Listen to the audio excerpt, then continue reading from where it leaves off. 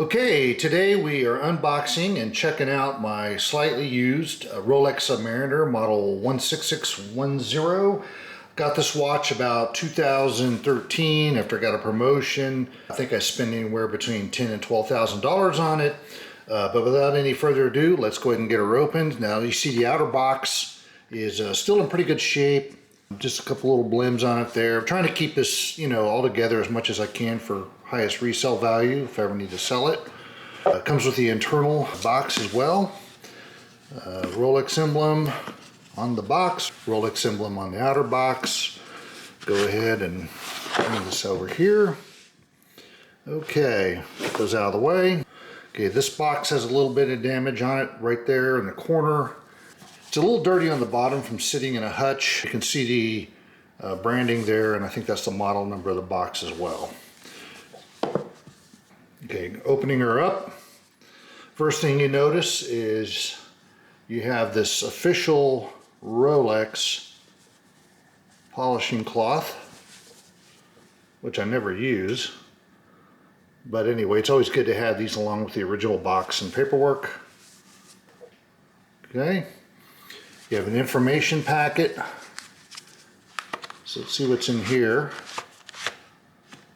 The first thing you get is the model number, serial number, I think, and the official chronometer certificate. So this particular Rolex Submariner is COSC certified.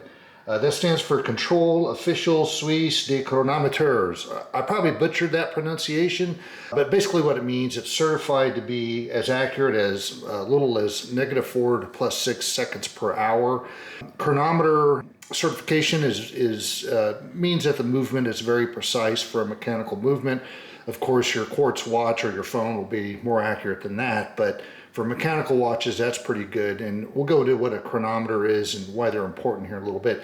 They came up with the certification for COSC in 1973.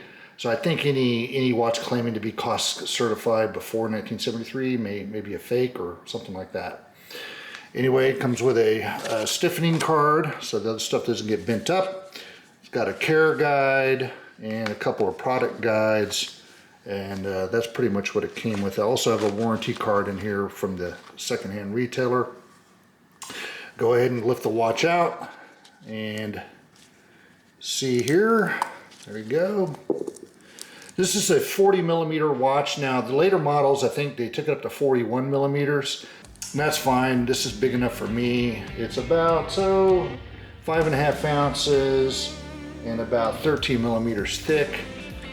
Waterproof up to 300 meters or 1,000 feet, and it's got some other nice features here. We have the date window. It's got the Mercedes hands on it. The Mercedes, what they call the Mercedes hands. It's got that little, looks like the thing you see on the Mercedes bumper there, the little logo or emblem, I should say.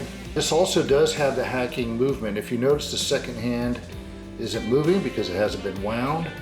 But if we give it a couple of little things like this, you should see the second hand starting to move now. That means we wound the rotor that's inside, which is why it's an automatic. It's got a rotor, self-winding. You can also manual wind it. One thing you'll notice about Rolexes, the second hand sweeps very smoothly.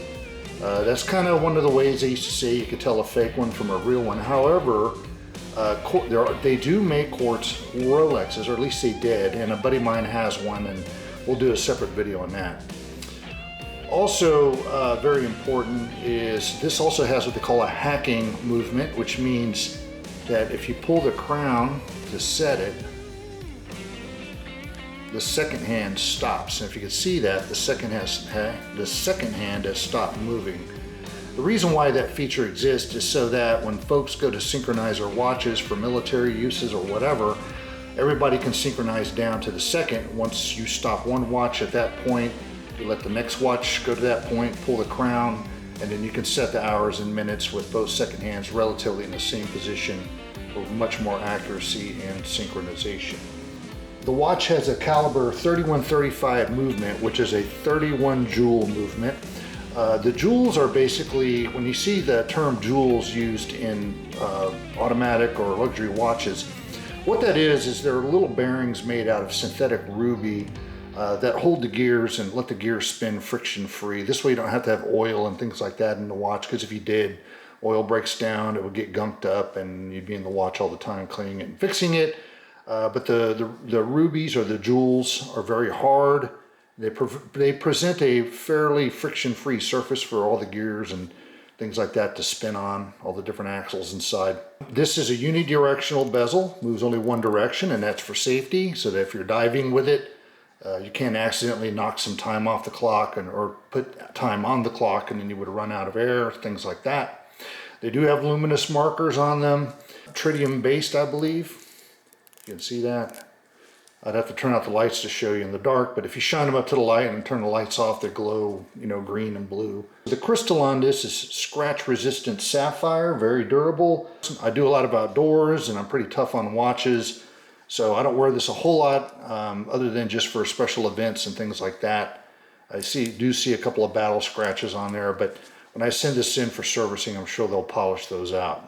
The bracelet is a stainless steel oyster bracelet with a Rolex clasp. Very reliable. I've never had any problems with this coming undone while wearing it, especially during physical activity. Rolex makes this watch out of 904L stainless. Most other stainless steels are of lesser quality, like 316 stainless, 304 stainless. The reason why they use this particular type of stainless has a high nickel content and is even more corrosion resistant than normal stainless. The Rolex Submariner debuted in 1953. The U.S. Navy did do some trials with it in 1957, and they rejected it because at the time they hadn't really refined the water resistance or waterproof features of this watch. A few years later, the Royal Navy evaluated the watch and did accept it as a military issue watch for their divers. So if you find the Royal Navy versions of this watch, very collectible. They usually come with a nylon, what they call NATO strap, instead of the oyster bracelet here, but very collectible otherwise. Okay, that's all there is to this watch basically. Very nice. I can't imagine any decent luxury watch collection without a Submariner in it. They do make them without the date window. They're slightly cheaper, but if you're going to spend that much on a watch, you might as well go ahead and go for the date version as well. Now we're going to go and explain why chronometers are important and basically why they were invented. Okay, so what is a chronometer? A chronometer is just really a very precise timepiece originally used for navigation across the ocean. It was invented by John Harrison. His Model H4 was a response to a need for a clock that could withstand the differences in humidity and temperature and things like that would affect the springs and other parts of the movement, make the clock not that accurate. And if you don't have an accurate clock at sea, you won't be able to find where you're at on longitude, and you could get lost quite easily. Now, as a ship crosses the ocean, starting from Greenwich Mean Time, or Time Zero, or what we call Zulu time, if you know that there are 360 lines east to west and 1 hour of Earth's rotation means 15 degrees will pass, you can kind of calculate where you're at if you know the time when you leave and you keep accurate time as you travel from east to west or west to east. Now, Navy ships and some commercial ships have up to 3 chronometers in their chart room, which is what you're seeing here. And there's actually a report every day you give to the captain where you claim that you've compared all 3 chronometers and noted any changes in their time. The navigators will log those changes and bake that into their calculations for calculating where they're at on longitude. And there's other things you have to know as well, such as where you're at on latitude, because the lines of longitude are closer together as you go north or south from the equator. And there's some other calculations, but essentially you're just measuring the time it takes you to go from east to west or west to east and knowing where you're at on a longitudinal line. Hope this was informative. Next episode, we'll see if we can take a look at my buddy's quartz Rolex.